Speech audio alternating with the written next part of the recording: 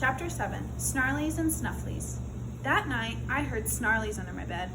Mom said it was my imagination. No, it is not my imagination, I said. I can hear snarlies. Plus also I hear snories and snufflies and droolies. Mother rolled her eyes way up to the ceiling. Honestly, Junie B, where in the world do you get this stuff? She asked. I thought and thought. It just automatically comes in my head, I said. It is a gift, I think. After that, I begged to sleep in her bed. But Mom said no, and Dad said no too. You have to trust us, Junie B, he said. We would never let anything hurt you. There's nothing in your room to be afraid of.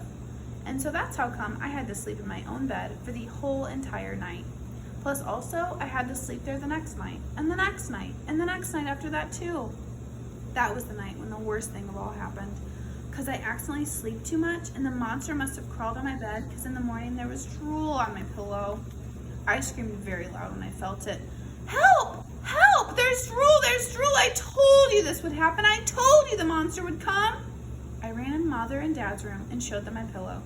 Mom held her head.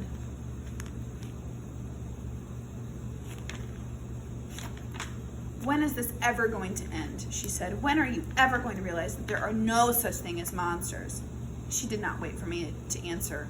Everyone drools on their pillow sometimes, she said. It doesn't mean you're a baby. Your mouth just opens when you're sleeping and you drool a little. It's no big deal and it's not from monsters. After that, she went out of her room to the kitchen and Dad went to get Ollie.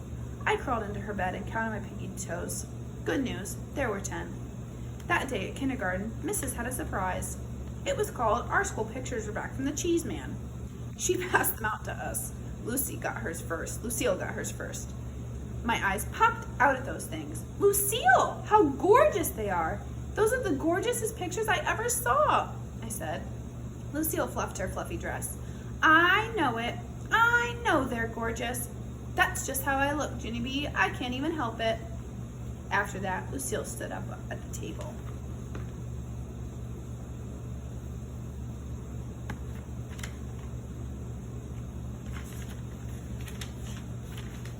And she held up her pictures for everyone to see.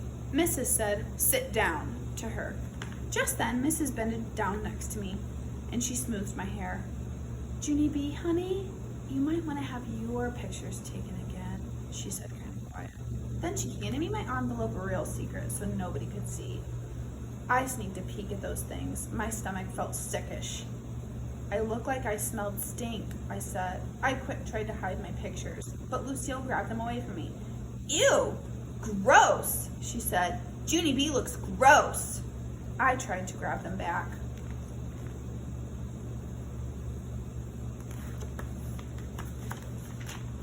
Yeah, only these are not even your beeswax, madam, I yelled very loud, very mad. Only too bad for me, because lots of other kids already saw them, and they laughed and laughed at those things. Finally, I grabbed the pictures back, and I hid them in my coat. I didn't talk to room 9 for the whole rest of the day.